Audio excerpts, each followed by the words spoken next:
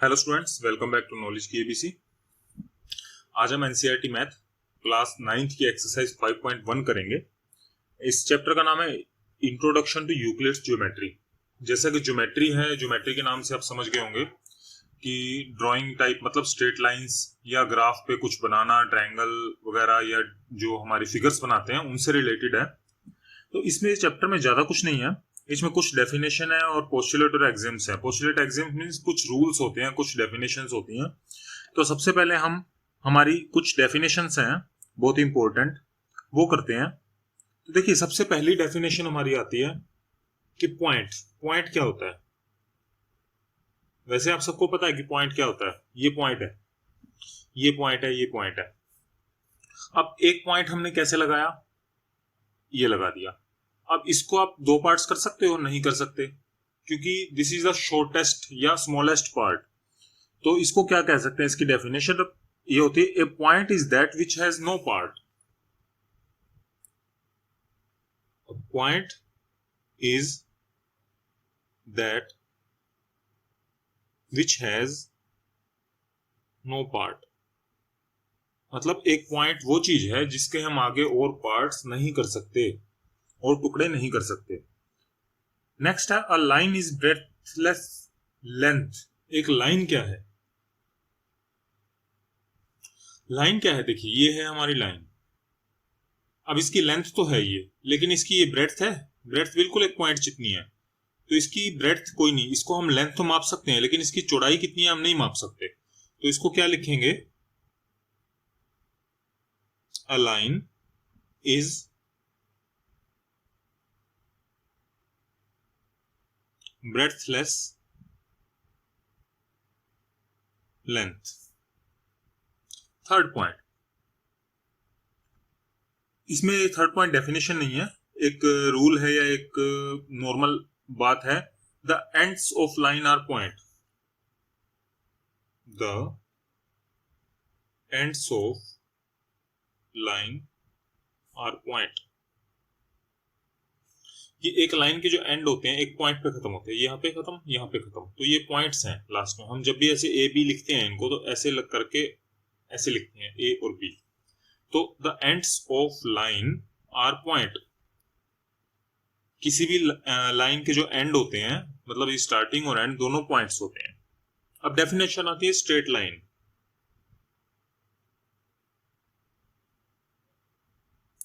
Straight line क्या होती है? ये स्ट्रेट लाइन है, मींस दो पॉइंट्स को मिलाओ तो वो स्ट्रेट लाइन बनती है। उसके आगे उसी लाइन पे जितने पॉइंट्स हैं उन सबको मिलाने से स्ट्रेट लाइन बनती है। देखिए, स्ट्रेट लाइन की डेफिनेशन क्या होगी, the set of all points between and extending beyond two points.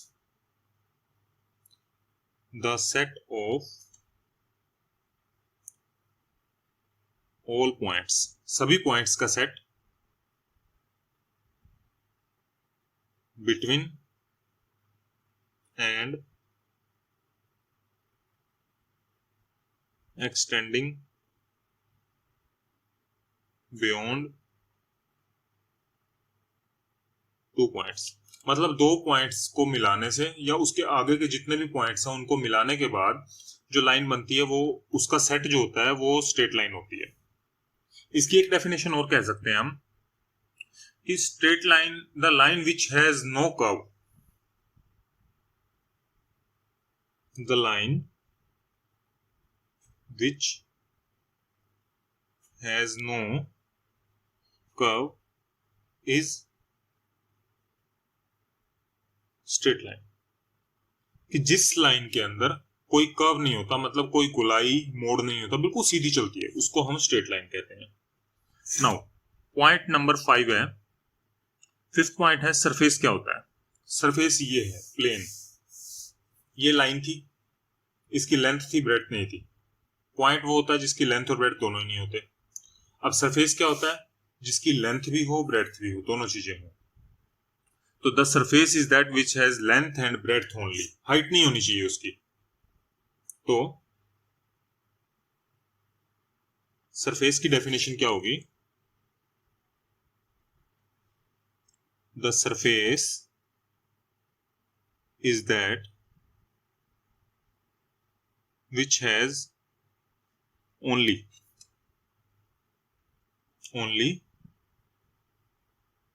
length and breadth, कि जिसकी सिर्फ लेंथ और ब्रेड्थ हो उसको सरफेस कहते हैं। यहां हम लिख देते हैं नॉट हाइट, कि हाइट नहीं होनी चाहिए उसकी। अगर हाइट हो जाएगी तो वो सरफेस नहीं होगा, वो 3D हो जाएगा। Now the edges of surface are lines, कि किसी भी सरफेस के जो एज होते हैं, अब मान लो ये सरफेस है, इसके एज हैं ये और ये सारे लाइन होते हैं। तो क्या लिखेंगे? The edges of surface are line.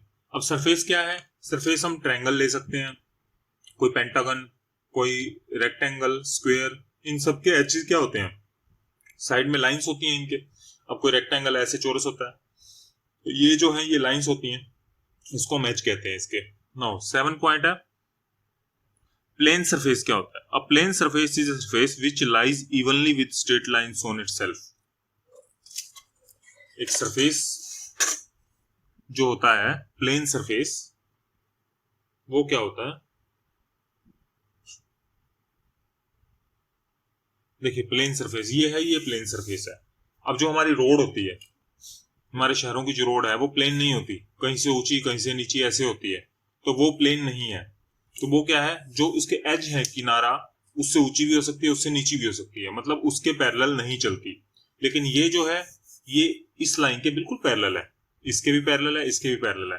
तो plane surface is a surface which lies evenly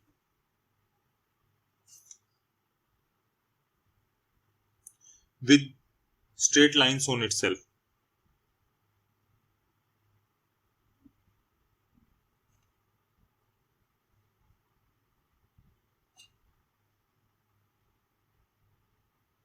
इसके ऊपर जो स्ट्रेट लाइन होती हैं किसी भी प्लेन की, उनके बिल्कुल बराबर रहना चाहिए, तो वो होता है प्लेन सरफेस। अब आते हैं इस एक्सरसाइज में कुछ हमारे एक्सियम और पोस्टुलेट हैं। एक्सियम पोस्टुलेट का मतलब होता है कि कुछ हमारे रूल्स हैं, डेफिनेशन। तो एक्सियम करेंगे पहले, यूक्लिड्स एक्सियम बोलते हैं, यूक्लिड ने बनाए थे ये यूक्लिड्स एक्सियम्स।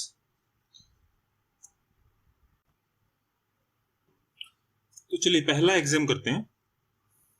पहले एक्सियम में क्या कहते हैं? The things which are equal to same thing are equal to one another. पहले नोट कर लेते हैं। The things which are equal to same thing are equal to one another. अब कुछ चीजें हैं वो एक चीज के इक्वल है।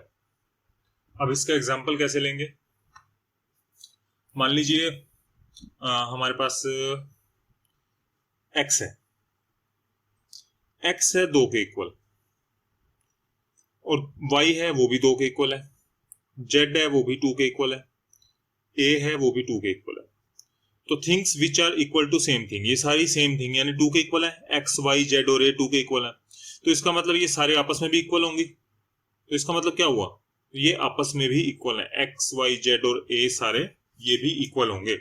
तो थिंग्स मतलब x y z जो है सेम थिंग यानी 2 के इक्वल है, तो इसका मतलब x y z और a भी इक्वल होंगे, इक्वल टू वन अनदर। ये हमारा था पहला axiom. If equals are added to equal the whole are equal. If equals are added to equals, if equals are added to equals, whole are equals। अगर दो equal things के अंदर हम equal thing जोड़ें तो इक्वल ही होता है, whole जो आंसर आएगा वो इक्वल होगा। दो इक्वल थिंग्स हैं, इसको दो तरह से हम एग्जांपल लेंगे। मान लीजिए x इक्वल टू वाई है। अगर हम इस दोनों में इक्वल चीज जोड़ दें, 2 प्लस कर देते हैं, तो वो भी इक्वल रहेगा ना। यहां हम ऐसे मान लेते हैं 4 4 के इक्वल है। अगर हम दोनों तरफ 3 3 प्लस कर देते हैं, if equals are added to equals, अगर दो इक्वल चीजों में इक्वल चीजें ऐड की जाएं तो होल मतलब आंसर जो है वो भी इक्वल आएगा। यह है हमारा एक्सियम नंबर 2। अब आता है 3, if equals are subtracted from equals the remainder are equal. अब माइनस की बात आ गई। If equals are subtracted from equals, then remainders are equal। अगर जैसे ये चीज था प्लस किया, अगर माइनस करते हैं तो भी इक्वल आएगा। अगर x और y इक्वल है, अगर हम x में से 2 माइनस करें और y में से 2 माइनस करें तो वो भी इक्वल रहेगा ना। या आप यहां ले लीजिए 7 है, 7 के इक्वल है। अगर हम इसमें से 3 माइनस करते हैं दोनों तरफ तो हमारा आंसर जो रिमाइंडर आएगा वो भी इक्वल होगा। तो यही ये पोस्टुलेट कहता है कि एक्सियम यही है कि अगर दो इक्वल चीजें हैं उनमें से हम इक्वल ही माइनस करें तो आंसर इक्वल आएगा। Now axiom number 4, the whole is greater than the part. The whole is greater than part, कि जो पूरा पार्ट होता है, पूरी चीज होती है, उसके टुकड़ा कर दें अगर हम तो वो उससे बड़ी होती है। देखिए क्या है, मान लीजिए होल है हमारा, एक ये है, इसमें से हम चाहे कितना भी बड़ा टुकड़ा कर लें इसका, मान लीजिए हमने इसमें से ये इतना हिस्सा ले लिया तो ये पूरे से तो छोटा ही रहेगा ना, पूरा उससे बड़ा ही होगा। या हम एग्जांपल लेते हैं 7 है, 7 में से हम एक पार्ट ले लेते हैं 4, तो 7 तो 4 से बड़ा ही रहेगा। अगर हम 6 भी ले लें तो भी बड़ा रहेगा, 6.5 ले लें एक टुकड़ा तो भी बड़ा ही रहेगा। हम जितना भी इसमें से टुकड़ा ले लें, जितना भी इसका पार्ट ले लें, तो होल हमारा, होल का मतलब जो टोटल था वो हमेशा उससे बड़ा ही रहेगा। नंबर 5, सॉरी हमारा 4th रह गया था, ये हमारा 5th पोस्टुलेट है, 5th एक्सियम है, 4th अब कर लेते हैं। तो 4th है the things which coincide with each other are equal to each one another। the things which coincide with one another, the things which coincide one another are equal to one another, equal to one another. अब इसका definition क्या है, इसका मतलब क्या है, जो चीजें कोइंसाइड करती हैं। कोइंसाइड का मतलब है कि अगर हम एक के ऊपर दूसरी रख लें वो उसको ढक दे पूरी, और दूसरी को पहली के ऊपर रखे तो वो उसको भी वो भी ढक ले, तो वो इक्वल होती हैं। लेकिन ये चीज ध्यान रखना कि दोनों के साथ ऐसा होना चाहिए। अब हमारे पास मान लीजिए 2 प्लेट्स हैं, एक बड़ी है एक छोटी है। अब बड़ी को हम ऊपर रखेंगे तो वो तो छोटी को ढक लेगी, लेकिन छोटी को ऊपर रख देंगे तो वो बड़ी को नहीं ढक सकती। तो इसका मतलब क्या हुआ, वो कोइंसाइड नहीं करती। लेकिन अगर एक हमारे पास सेम प्लेट्स हैं 2, अगर हम एक को दूसरे के ऊपर रखें तो वो उसको पूरी कवर कर लेगी, और दूसरी को पहली पे रखें तो वो भी कवर कर लेगी। इसका मतलब क्या हुआ, वो प्लेट्स जो हैं इक्वल हैं। तो इसकी डेफिनेशन क्या बनती है, यही बनता है द थिंग्स विच कोइंसाइड, जो चीजें एक दूसरे को पूरा कवर कर लेती हैं, दोनों एक दूसरे को, ये नहीं कि एक करे, दोनों कवर करती हैं, वो इक्वल होती हैं। नाउ 6th एग्जाम है, things which are double of same things are equal to one another. इसको लिख लेते हैं।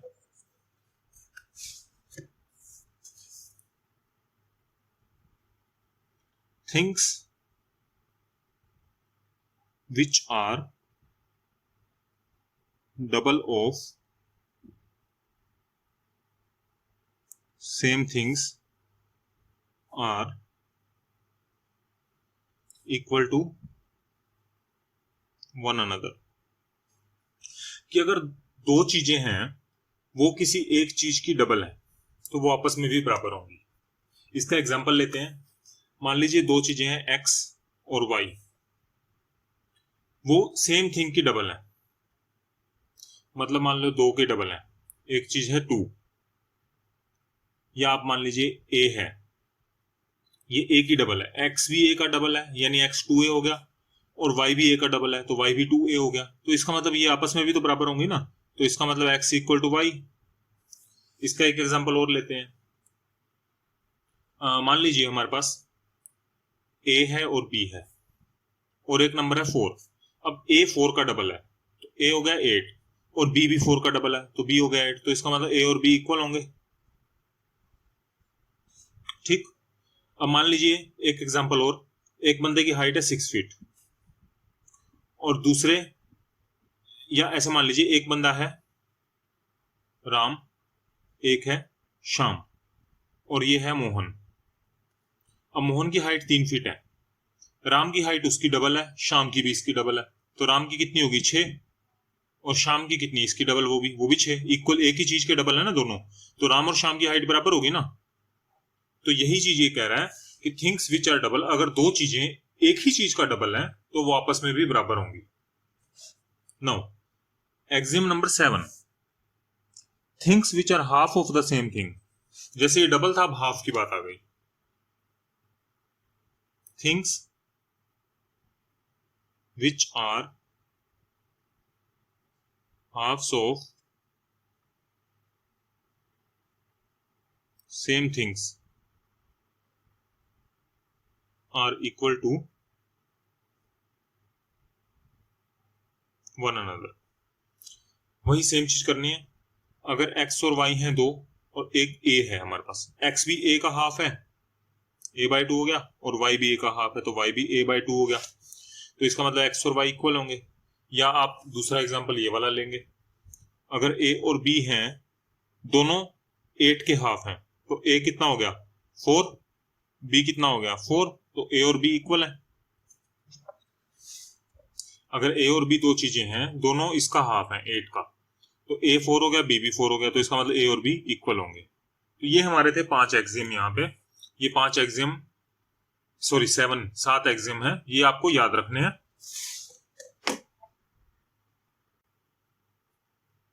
अब आते हैं हमारे पोस्टुलेट। तो 5 पोस्टुलेट हैं यूक्लिड के, ये भी एक तरह के रूल होते हैं, स्ट्रेट लाइंस पे हैं ये।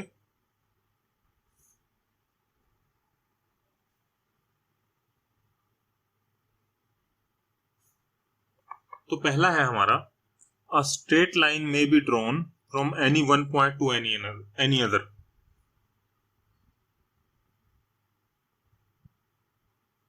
A straight line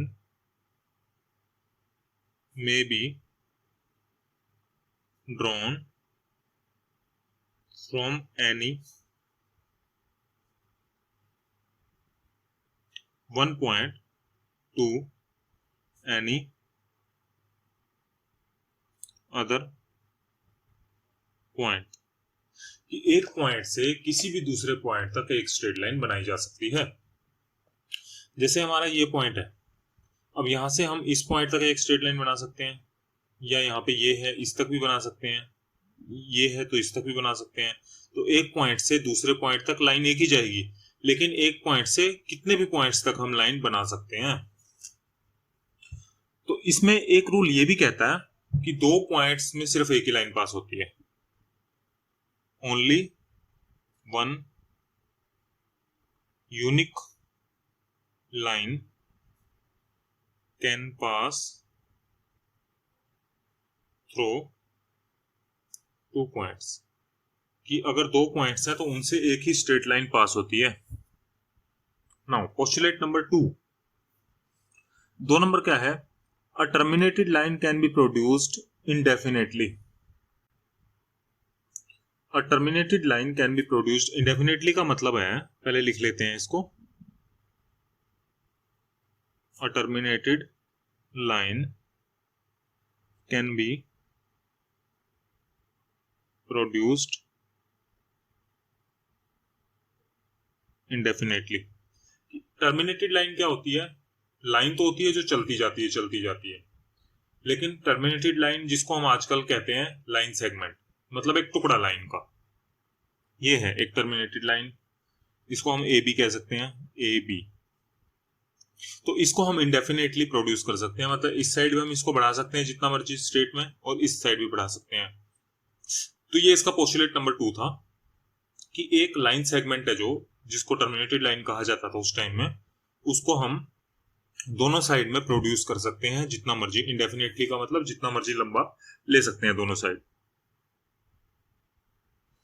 now next है, a circle can be drawn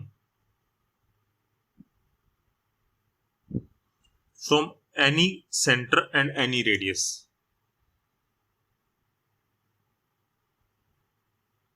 from any centre and any radius, कि किसी भी सेंटर से किसी भी रेडियस का सर्कल बनाया जा सकता है। अब मान लीजिए पॉइंट हमारा सेंटर हम ये मान लेते हैं, तो इससे हम 1 रेडियस का भी सर्कल बना सकते हैं, 2 का भी बना सकते हैं, 3 का भी बना सकते हैं। पॉइंट यहाँ ले लें तो हम यहाँ से भी 1 का, 2 का, 3 का कोई भी सर्कल बना सकते हैं। यहाँ पॉइंट हो, यहाँ पे भी हम 1 का, 10 का भी बना सकते हैं, जैसा मर्जी सर्कल बना सकते हैं कहीं पे भी। यही इस पोस्टुलेट में था। नाउ नंबर 4 है, all right angle are equal to one another. All right angles are equal to one another,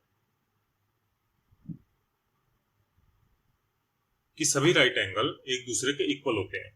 वैसे तो आपको पता है कि राइट एंगल 90 डिग्री का होता है, तो सभी राइट एंगल 90 के हो गए तो आपस में बराबर ही होंगे। तो वही चीज है, एक राइट एंगल है हमारा, ये ट्रायंगल है, इसके अंदर ये राइट एंगल हुआ, ये है, ये भी राइट एंगल हो गया। ऐसे लेंगे, ये भी राइट एंगल, ऐसे ले लो, ये भी राइट एंगल। अब जैसे मर्जी हो, है तो ये 90 का, तो इसका मतलब ये सारे इक्वल होंगे। 90 के हैं तो ये सारे राइट एंगल इक्वल होते हैं। नो, फिफ्थ पोस्टुलेट लास्ट है जो हमारा, उसमें क्या कहता है, उसमें कहता है if a straight line falling on two straight lines, if a straight line falling on two straight lines makes the interior angle on the same side, makes the interior angle on the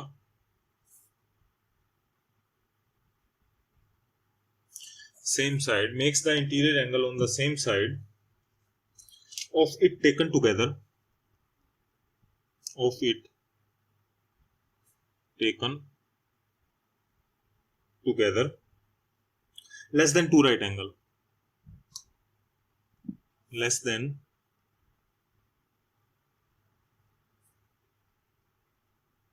2 right angles, then the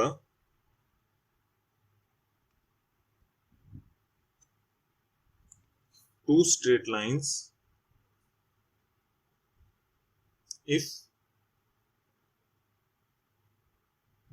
produced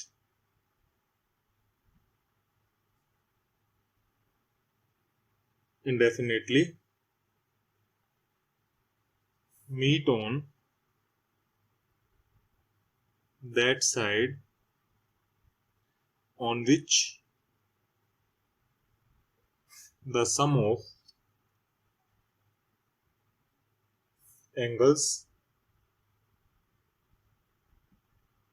is less than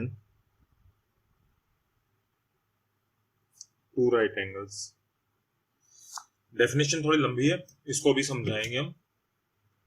देखिए जैसे जैसे लिखा है वैसे वैसे करते जाते हैं। If a straight line falling on two straight lines, 2 straight lines है हमारे पास, ये है, पैरेलल नहीं है ये है,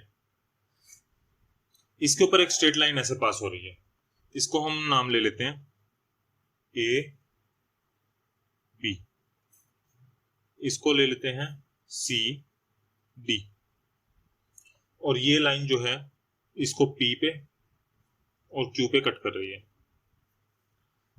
if a straight line falling on two straight line, अगर एक स्ट्रेट लाइन दो स्ट्रेट लाइंस पे फॉल कर रही है, makes the interior angle of the same side of taken it together less than 2 right angle.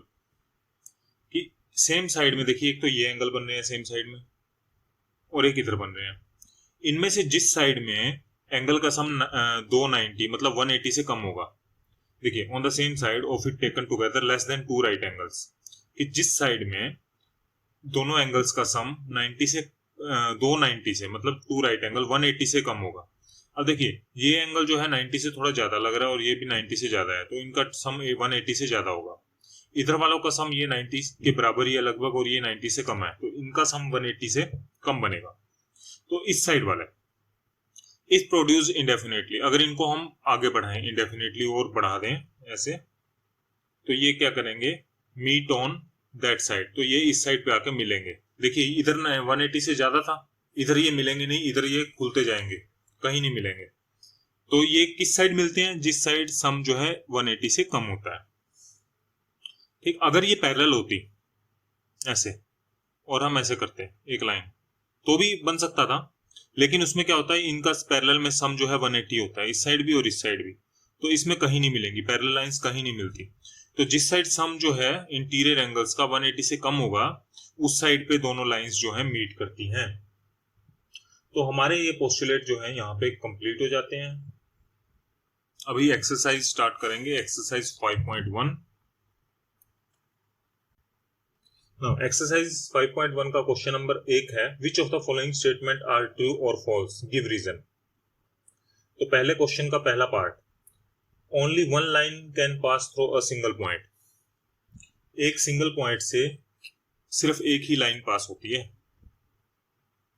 आपको पता है एक सिंगल पॉइंट ये है, इससे हम एक लाइन पास कर सकते हैं, दो कर सकते हैं, तीन भी पास कर सकते हैं, चार भी, पांच भी, जितनी मर्जी, इंडेफिनेट। लेकिन इसने क्या कहा है कि only one line can pass through, तो ये क्या है, फॉल्स है, फॉल्स। तो इसका रीजन क्या है, इसका रीजन ये लिखेंगे कि देयर आर इंडेफिनेट या infinite number of lines, there are infinite number of lines that can pass through a point, कि एक पॉइंट से इंडेफिनेट या इनफाइनाइट नंबर ऑफ लाइंस पास हो सकती हैं। सेकंड है, there are infinite number of lines which pass through two distinct point, कि दो पॉइंट से इनफाइनाइट नंबर ऑफ लाइंस पास हो सकती हैं। हमने पोस्टुलेट नंबर 2 में किया था, पोस्टुलेट नंबर 2 में, सॉरी 1 में किया था कि दो पॉइंट से सिर्फ एक ही लाइन पास हो सकती है, लेकिन यहां कह रहा है कि दो पॉइंट से इनफाइनाइट नंबर ऑफ लाइन पास हो सकती है, तो इसका मतलब ये भी फॉल्स है, फॉल्स। तो ये रीजन क्या है, a unique line can pass through, a unique line can pass through two distinct points, कि दो पॉइंट से एक यूनिक लाइन, सिर्फ एक ही लाइन पास हो सकती है। थर्ड है, a terminated line can be produced indefinitely on both side, a terminated line, ये पोस्टुलेट नंबर हमने किया था 2, पोस्टुलेट नंबर 2 है ये, इसमें क्या था, terminated line can be produced indefinitely, एक लाइन सेगमेंट या टर्मिनेटेड लाइन को हम दोनों तरफ जितना मर्जी बढ़ा सकते हैं, तो ये क्या होगा, ट्रू।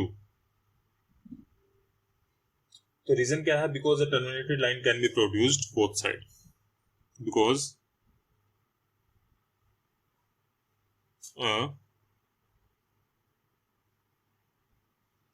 टर्मिनेटेड लाइन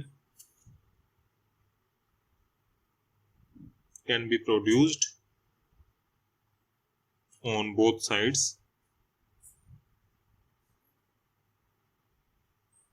indefinitely, कि एक टर्मिनेटेड लाइन को हम जितना मर्जी बढ़ा सकते हैं दोनों साइड में।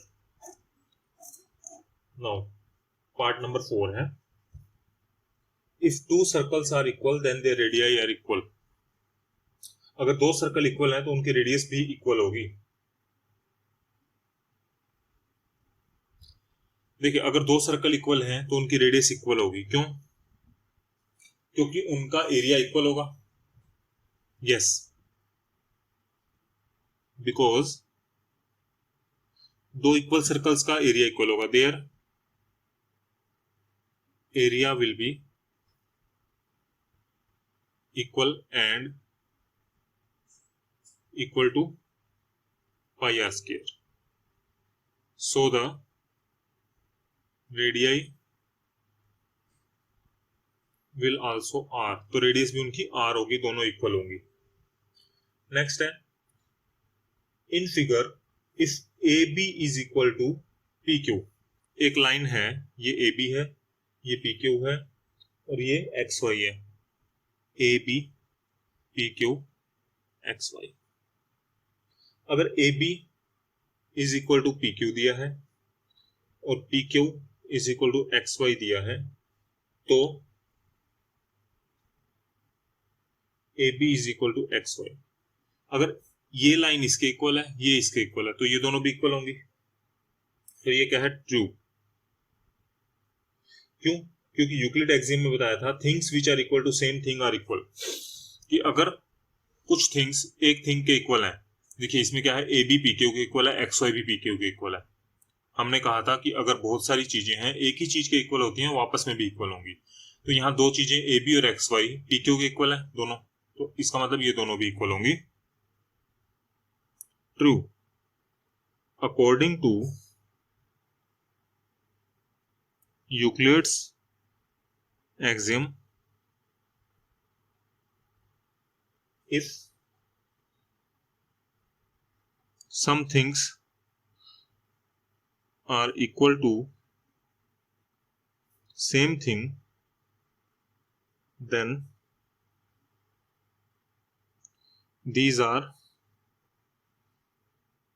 equal। अगर कुछ चीजें एक चीज के इक्वल हैं तो वो आपस में भी इक्वल होंगी, equal to one another.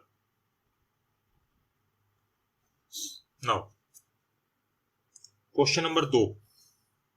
Question number 2 है, give a definition for each of the following terms. Are there other terms that need to be defined first? What are they? इनकी डेफिनेशन बतानी है। अगर उनकी डेफिनेशन के लिए कोई और डेफिनेशन भी चाहिए तो वो भी देनी है। पहली डेफिनेशन हमने लिख ली है, पैरेलल लाइंस कौन सी होती हैं? Two lines having no common point are parallel lines.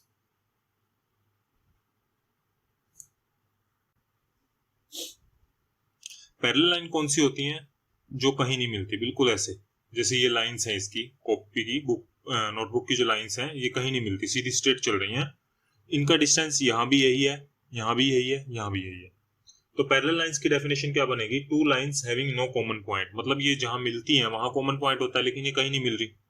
तो द लाइंस विच हैव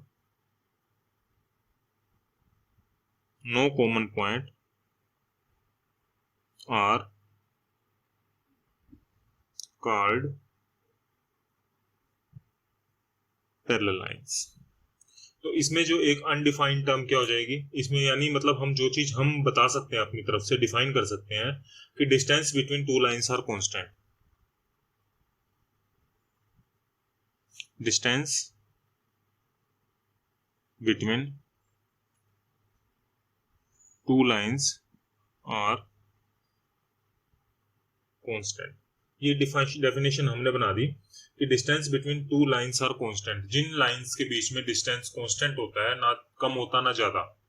अब दो लाइन पैरेलल नहीं है, एक ऐसे जा रही है एक ऐसे जा रही है, तो ये डिस्टेंस यहाँ पे कम है, यहाँ बढ़ गया, यहाँ बढ़ गया, तो इसका मतलब ये क्या है? ये पैरेलल नहीं है। तो जहां पे लाइंस का डिस्टेंस बराबर रहता है हर जगह, वो कांस्टेंट होती है, तो वो पैरेलल लाइंस होंगी। Perpendicular lines, two lines which form a angle of 90 which each other. तो perpendicular lines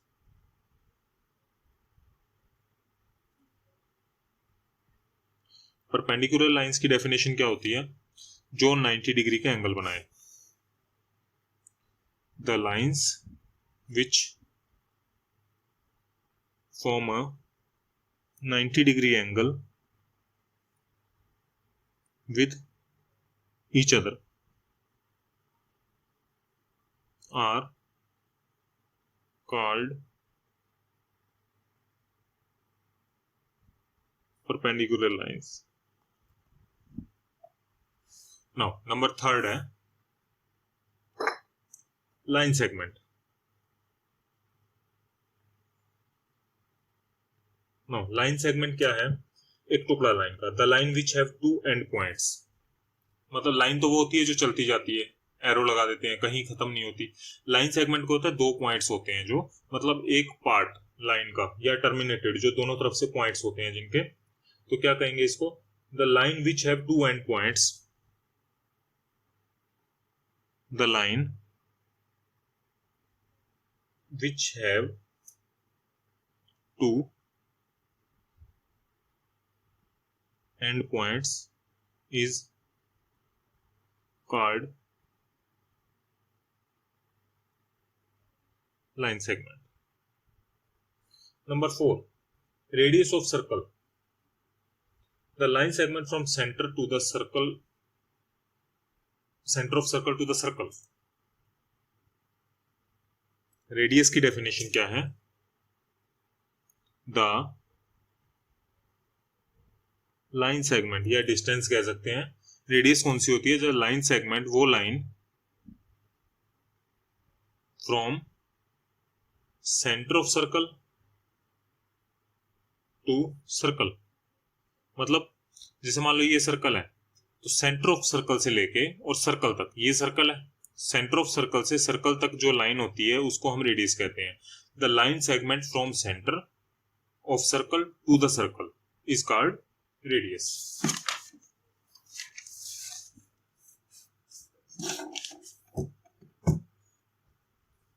now number 5, square. Quadrilateral वो स्क्वायर क्या होता है? एक 4 साइड्स वाला फिगर. 4 साइड वाली फिगर को हम क्या बोलते हैं? क्वाड्रिलेटरल. The quadrilateral. और इसमें क्या होता है? चारों साइड बराबर होती हैं और चारों एंगल 90 के. हैविंग ऑल साइड्स, मतलब चारों equal and all angles right angle. और सारे एंगल राइट एंगल हो, यानी 90 के हों, उसको हम क्वाड्रिलेटरल बोलते हैं. Now question number 3, consider 2 postulate between given below. 2 postulate दिए हैं. Given any 2 points A and B, there exist any third point C which is between A and B. कि 2 पॉइंट्स A और B हैं, तो उनके बीच में एक पॉइंट C भी है. There exist at least 3 points that are not on the same line.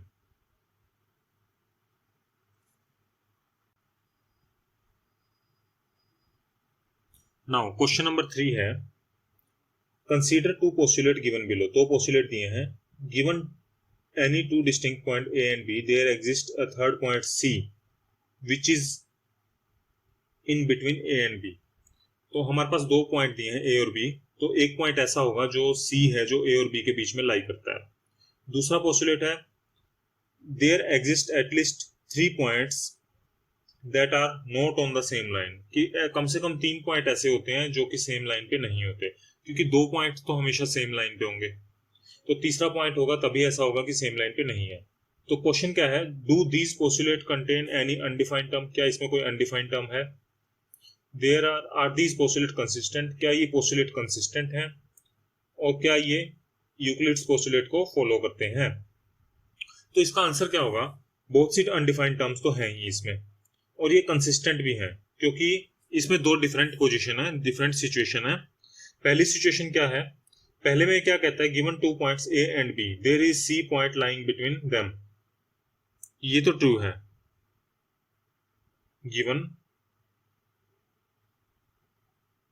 2 point A and B, there is a point C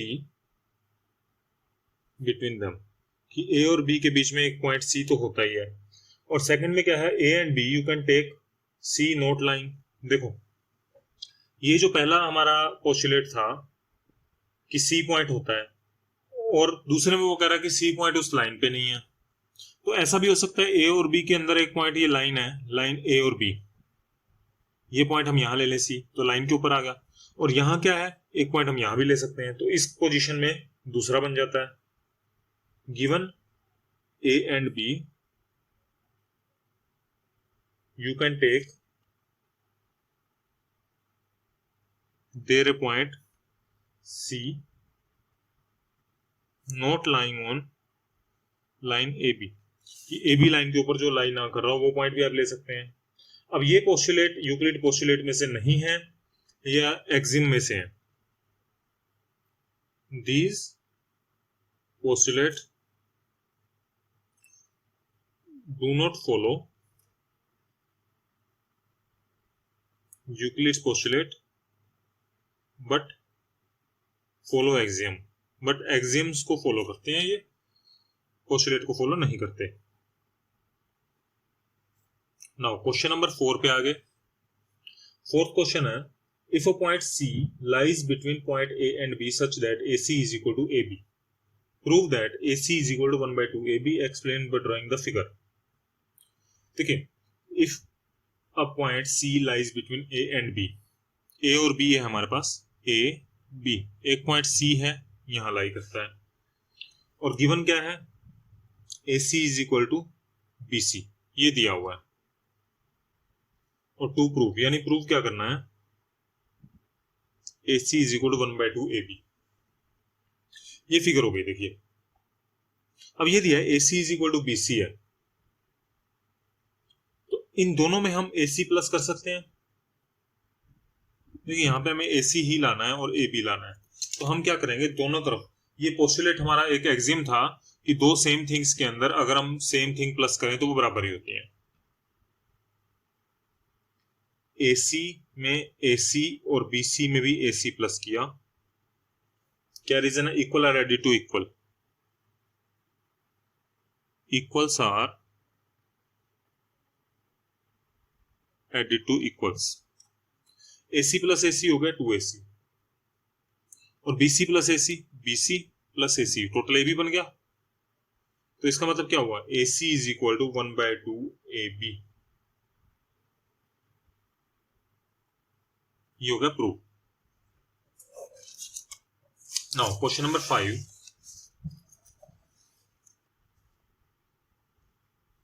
fifth question में है कि क्वेश्चन नंबर 4 में point C is called the mid point. देखिए ये इसका mid point हो गया क्योंकि हाफ है, जो हमारा पहला क्वेश्चन था ये, इसमें C जो है AC इसका हाफ है, तो ये मिड पॉइंट हो जाएगा। तो ये क्या कह रहा है, question number 4, the point C is called the mid point of AB, prove that every line segment has one and only one mid point, कि हर एक लाइन का सिर्फ एक ही मिड पॉइंट होता है। तो हम क्या करते हैं, एक लाइन ले लेते हैं, हमने एक लाइन ले ली AB, हमने एक लाइन AB ले ली, और हम ये मान लेते हैं कि इसके दो मिड पॉइंट है। हमने ये प्रूव करना है एक है, हम मान लेते हैं दो हैं, ठीक है। तो यहां लिखेंगे let we have a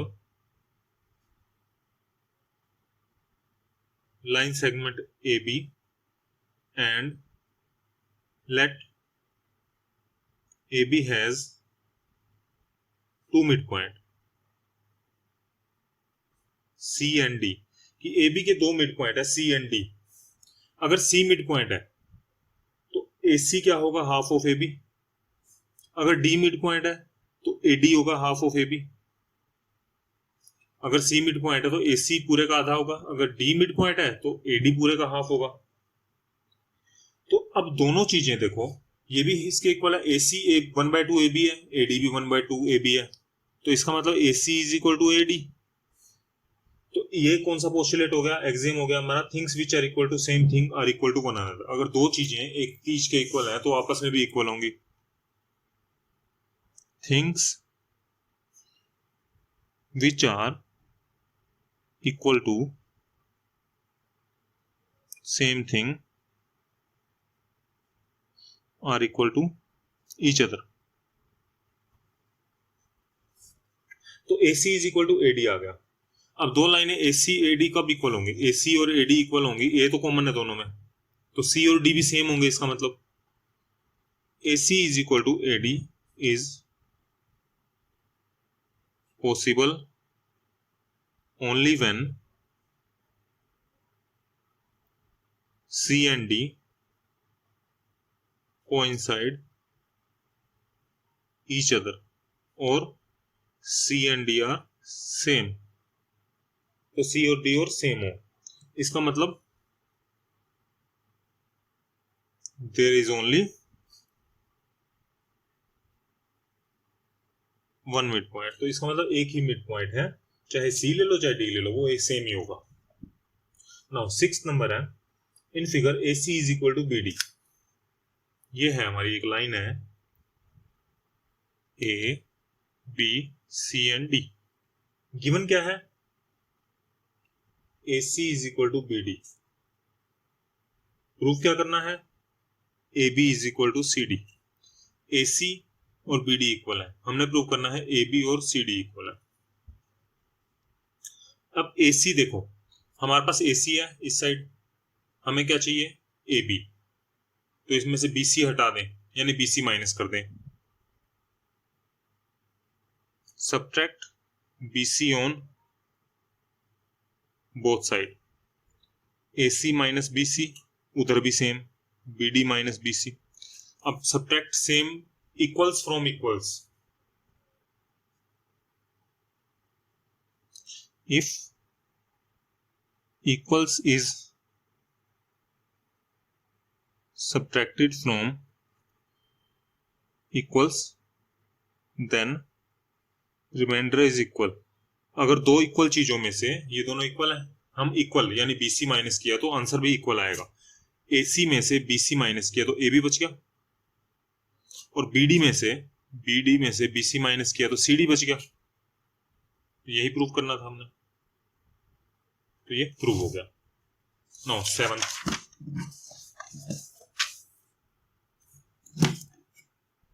7th question है, why is axiom 5 in the list of Euclid's axiom consider a universal truth। Axiom है हमारा, 5वां एक्सियम है, the whole is greater than the part। कि ये यूनिवर्सल ट्रूथ क्यों है?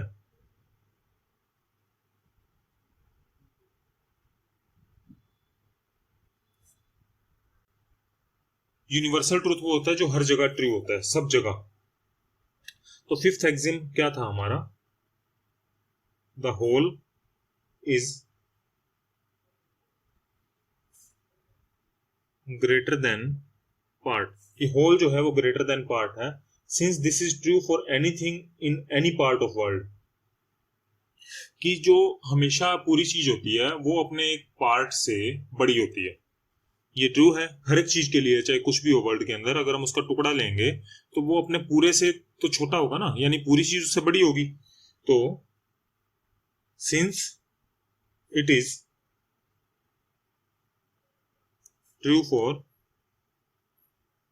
Anything in the world, so this is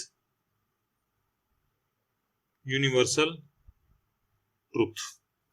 तो यहां हमारी एक्सरसाइज 5.1 कंप्लीट होती है। जल्दी 5.2 के साथ मिलेंगे। अगर आपने चैनल सब्सक्राइब नहीं किया, सब्सक्राइब कर लें और वीडियो को लाइक और शेयर करना मत भूलिएगा। Thank you so much.